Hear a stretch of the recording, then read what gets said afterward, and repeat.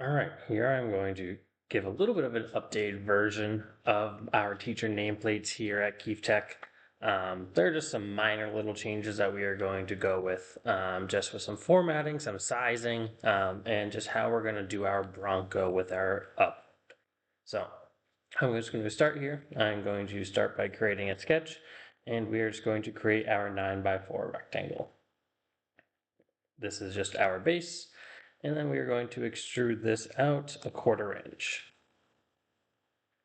All right, that hasn't changed. I know initially we had 5 inches. We're just back down to that 4 inches for consistency. So 9x4, 1/4 inch extrusion. Now the next order of business, right? Obviously these are teacher nameplates. We are going to be tossing in some teacher names. So I'm going to start by creating a sketch on this surface. And I'm going to use some text. So when I do my name up top, right, I don't want it all the way in that corner because we do need a 1/2 inch buffer all the way around. So I am going to just click it on top, right? We want it to be on top of our nameplate, but we don't want it all the way over. So we want it constrained here. And I just am going to do a rough estimate. I don't want to go all the way over because I want to have some leeway. So I can just click here and I'm going to type in Mr. Rapidu. I'm going to hit my green check mark and my name comes in. If you want to change the text, right, you're able to come in here, hit edit text, and you can change the different fonts and styles. All right, I'm going to edit text. I'm going to come back here and doesn't really matter. Just keep it simple.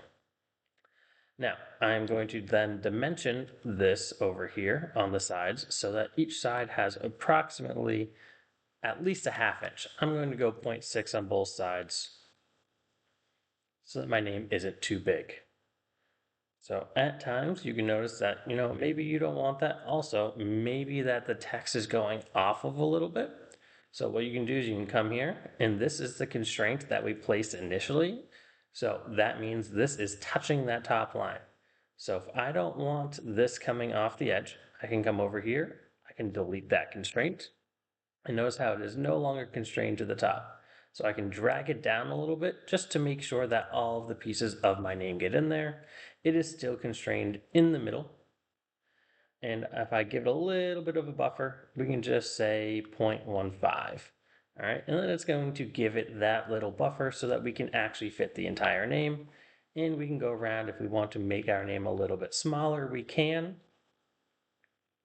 Come back and I like to keep everything nice and symmetric.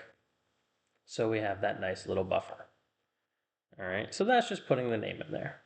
The next thing we do is we also want to put in our department if we can fit that in there. So I'm going to toss in my department. I am part of the math department, but I also teach some science and STEM classes. So I like to go with the STEM. All right. We want to keep everything nice and symmetrical. So I'm going to take this midpoint and drag it over here so it aligns with the midpoint of my name. You'll notice that it highlights when it reaches. And now we can't move it side to side, but now I do want to dimension the height of this. Right? I want the name to be the most prominent piece, and then I want the department to be something that is a little bit less. All right, I can make that a little bit bigger if I want to. We'll go 3/4 of an inch. And then I'm going to extrude those. All right, I'm going to extrude those. Remember, our extrusions can be at most right around 0.3 inches. If you want to do a little bit more, just come ask me. Let's get some approval going on. So I'm just going to have the names at 0.3. Those I want to be the most prominent features. Give it a second while on shape buffers here. And we can see our name is nice and extruded. Now, the next thing, the main thing that all of us do need is our Keefe Tech Bronco logo. So I'm just going to create a separate sketch so I can just have this separately.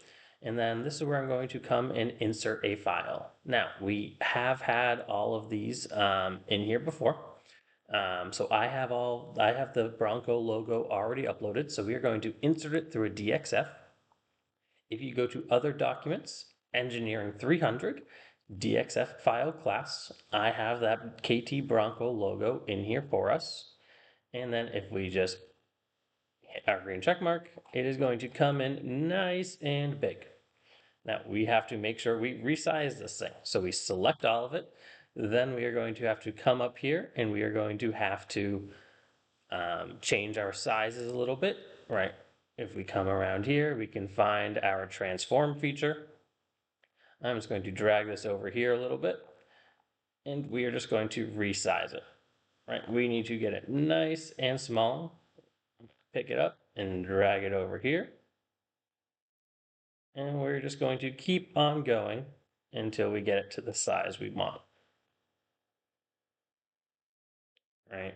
Depending on where you want to put it, I'm just going to center mine and then I'm going to use these areas to do the interests of whatever teacher I want. So I'm going to size it up a little bit.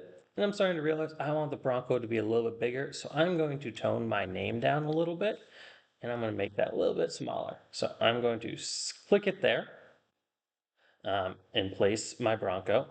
Now, when we extrude the Bronco, initially I had all the thin pieces, but I think we all started to realize that it's better if we grab the big sections. All right, it's a little bit more visually appealing when we grab these faces here. So all we need are those 4 pieces, 1, 2, 3, and 4, when we do our extrusion. And when we extrude it out, I'm just going to do it a little bit less than the name. This makes it a lot easier to paint, all right, and I think it's more visually appealing. Now, one thing that I didn't check is I do need to make sure that the Bronco is a ½ inch at least from that bottom line. So one thing I can do is I'm just going to create a ½ inch line out onto the left side here. All right, this is just going to be a construction line, so I'm going to change it to construction, and then I'm going to bring a line all the way across. All right, this is just going to help me sort of see where everything is and to make sure that my bottom has that ½ inch all the way around. All right, we can't fully constrain this DXF picture, but we can get it to the size we want. And now I know it is above that bottom line, so we are good to go. And there you go. You can go back, you can change the size of names depending on how you want things to look, and then you'll put in your other 2 pictures here. So for our new models, I'm requiring that at least one of them you use through some drawing commands, whether you use a bunch of shapes, whether you use the spline command and you upload a picture and you draw around it, and then you can use at least or at most one more DXF picture. All right, so one where you're actually drawing something and using some more of our modeling skills. And then to get that more unique picture, you can use one more DXF file.